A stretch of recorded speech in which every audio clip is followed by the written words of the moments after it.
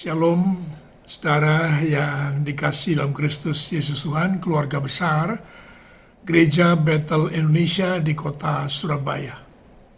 Satu kesempatan untuk menjumpai Bapak Ibu sekalian, saudara-saudara sekalian, untuk kita saling meneguhkan dalam situasi yang berat hari-hari ini, namun supaya nyata bahwa Tuhan Yesus tidak pernah meninggalkan kita, senantiasa memberikan kekuatan, penyertaan, dan maksud tujuan yang luar biasa.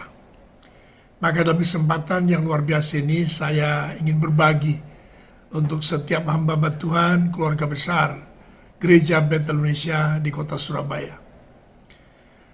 Satu hal yang Tuhan taruh dalam hati saya tentang situasi, kondisi, dan bahkan perjalanan yang bisa jadi kita sering mengalami, paling tidak pernah mengalami satu situasi kondisi yang benar-benar menyesakkan kita. Yaitu ringkasnya adalah ketika kita berjalan untuk menuju ke satu tempat atau melakukan sesuatu pekerjaan, atau bahkan kita sudah peneguhan bahwa apa yang menjadi kerinduan kita itu sudah di depan mata kita, sudah kelihatan, ibaratnya tinggal satu langkah lagi kita akan dapat menerimanya, kita akan dapat menggapainya, memasukinya. Namun ternyata mendadak ada masalah yang sama sekali tidak pernah bisa kita prediksi, yang tidak pernah kita pikirkan. Ternyata apa saja yang sudah kita rencanakan, apa yang sudah kita lihat, apa yang sudah kita putuskan tadi itu tiba-tiba tertunda atau bisa jadi batal. Hari-hari ini begitu banyak jemaat dan bahkan teman-teman hamba-hamba Tuhan yang menyampaikan untuk kita saling meneguhkan satu dengan yang lain. Bahwa ada teman yang sudah memperbaiki tempat ibadahnya dan sudah siap untuk dimulainya tempat ibadah di tempat yang baru, namun tiba-tiba saja pandemi COVID-19 ini datang, sehingga tertunda atau bahkan bisa jadi belum tahu kapan untuk dapat kita laksanakan. Bahkan beberapa di antaranya juga jemaat yang sudah menetapkan tanggal, menetapkan bulan, dan sudah membayar forskot atau uang muka untuk gedung, untuk makanan, dan sebagainya untuk pernikahan. Namun tiba-tiba sejak Maret itu, dengan adanya pandemi COVID-19 itu, sehingga semua itu menjadi tertunda, batal. Saudara kasih Tuhan, hal ini cukup menyesakkan. Namun sebagai hamba Tuhan, sebagai orang yang percaya, yang sangat percaya bahwa kedaulatan hidup ini ada dalam tangan Tuhan. Sebagaimana dalam soal firman, soal rencana, firman Tuhan meneguhkan pada kita sekalian bahwa apa yang kita jalani itu bukan jalan Tuhan. Apa yang kita rancangkan ternyata itu bukan rancangan Tuhan. Namun, mari kita teguhkan hati kita. Kalau saja kita pernah mengalami atau sedang mengalami seperti itu, supaya tidak berlarut-larut kita terus bertanya, kenapa Tuhan kok izinkan hal ini terjadi? Saudara yang dikasih Tuhan, saya diingatkan satu peristiwa dalam Bilangan pasal 21, saya baca ayat 4 sampai dengan ayat yang ke-9.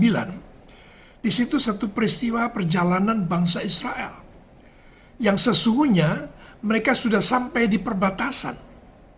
Bahkan Musa beserta dengan seluruh bangsa Israel itu sudah mampu melihat di ketinggian, di tempat di ketinggian, sudah bisa melihat hamparan tanah yang subur, yang dijanjikan Tuhan sebagai tanah perjanjian itu sudah mereka lihat.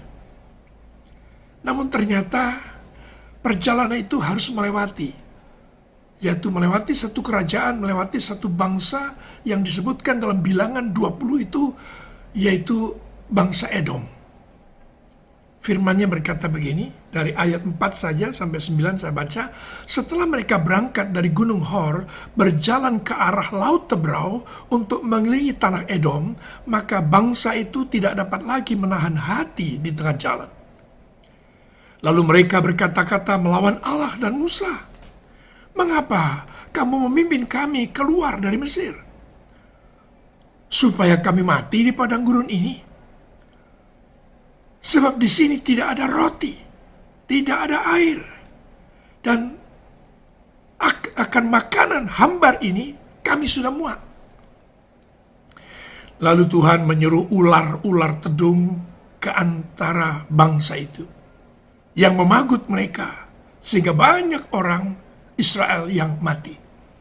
Kemudian datanglah bangsa itu mendapatkan Musa dan berkata, "Kami telah berdosa, sebab kami telah berkata-kata melawan Tuhan dan engkau. Berdoalah kepada Tuhan, supaya dijauhkannya ular-ular ini daripada kami." Lalu Musa berdoa untuk bangsa itu. Maka berfirmanlah Tuhan kepada Musa, "Buatlah ular tedung, dan taruhlah itu pada sebuah tiang. Maka setiap orang yang terpagut, jika ia melihatnya, maka akan tetap hidup." Lalu Musa membuat ular tembaga dan menaruhnya pada sebuah tiang. Maka jika seorang dipagut ular, dan ia memandang kepada ular tembaga itu, tetaplah ia hidup. Amin. Saudaraku yang kasih Tuhan, satu perjalanan panjang bangsa Israel keluar dari Mesir, menyeberangi Laut Teberau, memasuki kemudian tanah perjanjian padang gurun selama 40 tahun. Bahkan di awal perjalanan selepas mereka menyeberangi Laut Teberau, sesungguhnya kalau diambil arah lurus, sedemikian cepat mereka bisa masuk ke tanah perjanjian. Namun dalam perintah yang dipimpin oleh Tuhan ketika itu, kita bisa membacanya di kitab Keluaran, maka ternyata Tuhan mimpin mereka berputar jalan. Saudaraku yang dikasih Tuhan, seringkali kita tidak bisa mengerti apa yang Tuhan lakukan, yang Tuhan nyatakan dalam perjalanan kehidupan kita. Apakah itu perusahaan, apakah itu keluarga, apa itu pelayanan, apapun juga. Kesempatan sebenarnya kalau kita mengalami hal seperti ini, sesungguhnya kita akan berkata bahwa kedaulatan hidup ini ada di tangan Tuhan. Manusia boleh berencana, tetapi Tuhanlah yang menetapkannya. Saudara kasih Tuhan. Dan bangsa Israel dan pimpinan Musa itu ketika itu dalam bacaan bilangan 21 ini, mereka sudah melihat hamparan tanah perjanjian itu. Namun oleh karena satu perkara bahwa mereka harus melewati daerah Edom, dan ternyata raja dan bangsa itu melarang mereka untuk melewati tanahnya. Tepatnya dalam bilangan 20 ayat 19-20 saya baca. Lalu berkatalah orang Israel kepadanya, "Kami akan berjalan melalui jalan raya, dan jika kami dan ternak kami minum airmu, maka kami akan membayar uangnya. Asal kami diizinkan lalu dengan berjalan kaki, hanya itu saja." Tetapi jawab mereka, "Tidak boleh kamu lalu." Maka keluarlah orang Edom menghadapi mereka dengan banyak rakyatnya dan dengan tentara yang kuat. Ketika orang Edom tidak mau mengizinkan orang Israel lalu dari daerahnya, maka orang Israel menyimpang meninggalkannya.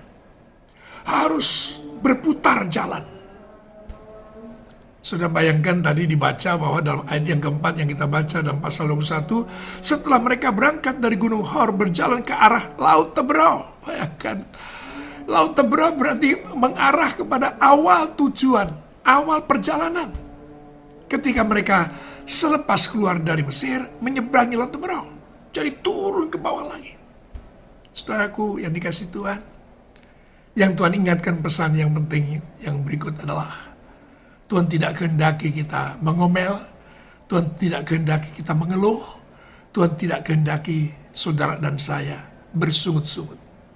Saudara yang kasih Tuhan, ini sesuatu yang semakin nyata bahwa Tuhanlah yang berdaulat. Termasuk apa yang sedang kita hadapi di tengah dunia, pandemik dunia ini. Termasuk gereja Tuhan. Bahkan ada teman yang sudah mulai pindah dari satu tempat ibadah yang kecil dan dia pindah di tempat umum, di mall. Mahal harganya, sewanya mahal. Tapi baru 1-2 kali memakainya, langsung ditutup. Tidak diizinkan karena adanya pandemi COVID-19 ini. Dan bahkan ternyata perusahaan atau pemilik ruangan atau pemilik mall itu tetap harus menerima bayaran. Saudaraku yang dikasih, dan seringkali kita tidak bisa mengerti dalam situasi kondisi sedemikian ini. Sekaligus tentu meneguhkan bahwa benar, jalanmu bukan jalanku, kata Tuhan. Rancanganmu bukanlah rancanganku, kata Tuhan. Ini yang coba kita belajar dalam situasi pandemi COVID-19 ini. Untuk setiap saudara hamba-hamba Tuhan, jangan menjadi lemah. Jangan menjadi undur. Jangan menyerah dengan situasi dan kondisi. Jangan pernah kalah dengan tantangan yang sedang kita hadapi. Ini kita hadapi bersama. Saudara yang kasih Tuhan, tentu kita harus meneguhkan sambil belajar. Yang pertama tadi sudah saya ingatkan, bahwa rancanganku bukanlah rancanganmu, dan seterusnya. Di samping itu kita seringkali tidak bisa menduga apa yang akan terjadi di depan mata kita. Untuk menyatakan bahwa sesungguhnya kedaulatan kehidupan itu ada di tangan Tuhan. Saudara yang kasih Tuhan. Dan kembali pada bacaan peristiwa ini, sehingga kemudian dikenal sampai Alkitab sampai masuk ke perjanjian baru pun dikenal dengan adanya ular tembaga ini. Bahkan saudara yang sudah seringkali mengadakan ziarah ke Holy Land pasti sudah akan mampir ke tempat itu untuk melihat ular tembaga yang terpasang di atas tiang, yang disebutkan tadi, apabila ada bangsa Israel dipagut ular dan melihat ular tembaga itu, mereka tetap hidup, tidak mati. Saudara yang dikasihi dalam Kristus Yesus Tuhan, ini satu hal yang luar biasa yang harus kita renungkan, bahwa jangan sampai kita mengomel, jangan kita sampai bersungut-sungut. Kenapa? Kalau sampai kita ngomel, kalau kita sampai marah, kalau kita bersungut-sungut, itu nampak sekali bahwa kehidupan kita masih dipimpin oleh pikiran kita sendiri, rencana kita sendiri, kehendak kita sendiri, keinginan kita sendiri. Sehingga apa yang tidak sesuai dengan apa yang kita rancangkan, yang kita pikirkan, yang kita rindukan, kita marah. Kita berkeluh kesah, kita mengomel. Saudara yang dikasihi oleh Kristus Yesus Tuhan, poin yang ingin saya bagikan di sana tadi dengan jelas, bahwa ternyata Tuhan itu berkuasa dengan berbagai cara. Sehingga ketika mereka kedengaran mengomel dan dikatakan melawan Allah dan Musa pada ayat 5, lalu mereka berkata-kata melawan Allah dan Musa. Mengomel itu artinya ternyata mengeluh, bersungut-sungut, itu kita sedang menyatakan kemarahan kita kepada Tuhan. Dan ternyata juga kemarahan pada pemimpin kita. Tidak sedikit di media sosial dengan situasi kondisi pandemi COVID-19 ini, banyak kelompok yang tidak puas dengan kepemimpinan negara, dengan pemimpin kita. Mestinya begini, mestinya begitu. Mendadak sontak begitu banyak orang menjadi pintar, sepertinya sedang menjadi pemimpin. Saudara yang kasih Tuhan, ini tidak diizinkan Tuhan. Jangan sampai kita melawan Allah, jangan sampai kita melawan pemimpin. Saudara yang kasih Tuhan, pengajaran ini luar biasa. Bahkan perhatikan tadi, ketika ular tembaga itu diikuti, dibangun oleh Musa, catatannya yang di sana dikatakan dengan sangat jelas, ya, bahwa ternyata, saudaraku, masalah tetap ada. Masalah tetap ada. Ayat 8, maka berfirman Tuhan kepada Musa, buatlah ular tedung dan taruhlah itu pada sebuah tiang. Maka setiap orang yang terpagut, jika ia melihatnya, akan tetap hidup. Masalah tetap ada. Dan satu simbol, satu penjelasan tentang ular tembaga ini adalah saudara dan saya saat ini sedang diwajarkan untuk memandang Yesus yang tergantung di atas kayu salib. Maka barang siapa ada masalah, barang siapa sedang ada tantangan, barang siapa sedang menghadapi kesulitan, pandang Yesus. Engkau tetap kuat, engkau tetap diberikan kemampuan untuk melewati semua masalah, semua tantangan yang sedang kita hadapi. Saudara, hamba-hamba Tuhan, Gereja Bethel Indonesia di kota Surabaya, tetap semangat. Percayalah bahwa kalaupun pandemik ini tidak sirna, tidak hilang, pandanglah Yesus. Kita tetap harus melakukan tugas-tugas kita. Kita melakukan pelayanan kita. Tapi lebih terarah, fokus, pandang Yesus. Tuhan Yesus memberkati saudara sekalian. Sampai jumpa. Amin.